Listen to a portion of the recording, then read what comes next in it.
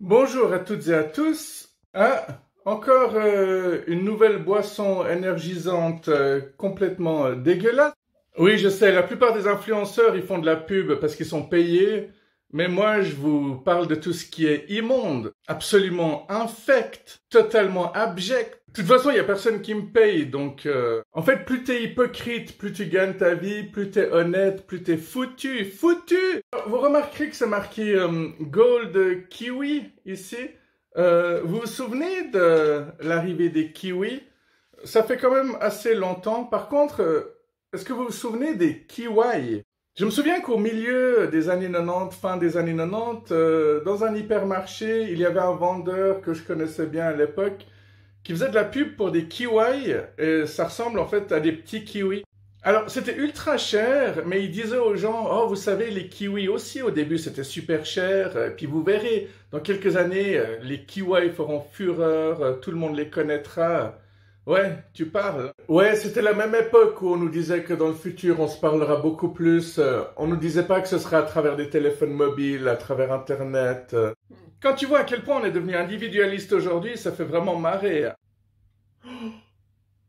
Quand tu regardes dans le miroir, est-ce que c'est toi qui regardes ton reflet ou est-ce que c'est ton reflet qui te regarde toi? Ouais, les deux sont justes.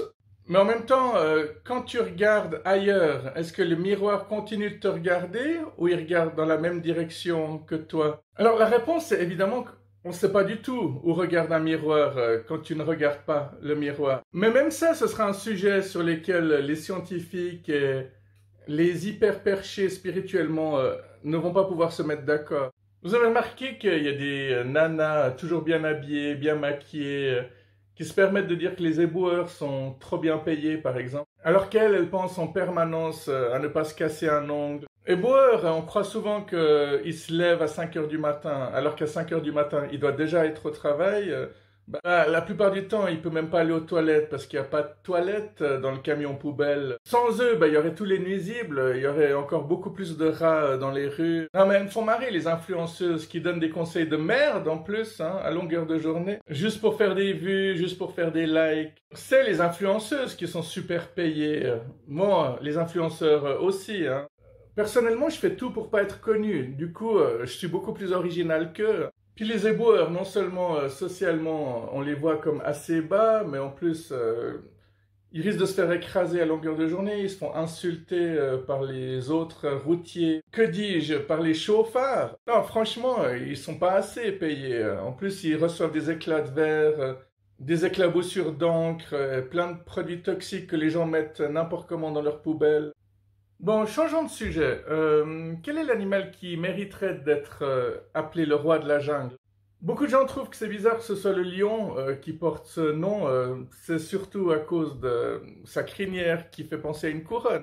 Il y a pas mal de gens qui se moquent du lion en disant que c'est tout le temps les lionnes qui chassent, que lui il fout rien de ses journées. Hein, il est un peu comme tous ces chômeurs au social, il ferait mieux d'aller bosser.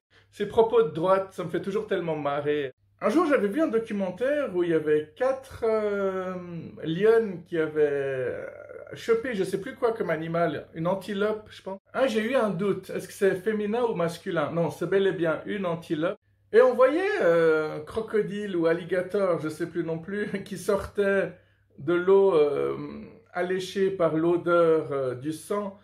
Il était allé choper leur proie aux 4 lionnes et après alors, c'était assez troublant et fascinant parce qu'il y a eu une méga baston entre les 5, donc le crocodile contre les 4 lionnes, et avec sa gueule grande ouverte et avec sa queue qui fouettait, il a rapidement fait fuir les 4 lionnes tout en gardant tout le repas pour lui. Du coup, quand on voit ce genre de documentaire, tu te dis, c'est clairement le crocodile, l'alligator qui mériterait d'être le roi de la jungle. Mais après, j'ai vu un film qui s'appelle Félin, qui est aussi une sorte de documentaire, film documentaire en même temps. Là, tu vois Crocodile de nouveau qui est en train d'effrayer des lionnes, mais quand le lion, lui, il arrive, alors lui, il fait vraiment fuir le crocodile. Mais récemment, j'ai commencé à voir des documentaires sur le jaguar, et lui, il est vraiment impressionnant. Bon, déjà, la panthère, c'est un jaguar mélanistique, C'est-à-dire avec une grande quantité de piment, mélanine, qui fait que la peau est plus foncée. Oui, comme mon t-shirt, exactement. Ou comme mes cheveux. Bon, le jaguar, apparemment, quand il griffe notre crâne, il le déchire comme du papier. Mais en plus, il fait partie des gros félins qui n'ont pas peur d'aller nager. Et le comble, c'est qu'il n'hésite pas à se jeter à l'eau pour attaquer le crocodile, justement. En plus, vous avez vu ce corps incroyablement bien bâti, hein. Lui, il va à la salle de sport 2 fois par jour, hein. Allez, le jaguar, sans hésitation, le roi des animaux. Et pour terminer, est-ce que vous savez quel est le sport qui fait le plus d'accidents chaque année? En général, les personnes, ils n'arrivent pas à deviner parce que les gens, ils vont plutôt vers tout ce qui est, je sais pas, windsurf, MMA, tous les sports extrêmes. Mais en réalité, le fait est que pour tous les sports extrêmes, les gens, en principe, ils s'entraînent 2 fois, 4 fois plus. Donc, ils sont plutôt bien préparés. Mais il y a un sport auquel les gens ne se préparent pas autant que ce qu'ils devraient. En fait, je ne sais pas si vous devinez ou pas, si vous y avez réfléchi pendant ces quelques secondes, mais en fait, c'est l'équitation. Oui, parce que ça reste un sport où on se dit, ah, c'est sympa, mais on ne pense pas au danger. Et ça reste un sport avec un animal, donc imprévisible par moment. Et même si on te dit que dès que tu tombes, il faut directement remonter en selle pour ne pas être traumatisé, bah, c'est un sport qui fait quand même 2000 blessés par année, rien qu'en France. Remonter en selle et pas aller à selle, hein, si jamais. À noter que j'ai rencontré une cavalière qui a forcément un beau cul, parce que c'est toujours le cas, mais qui mange ses chevaux dès qu'elle les utilise plus ou quand ils vont à l'abattoir.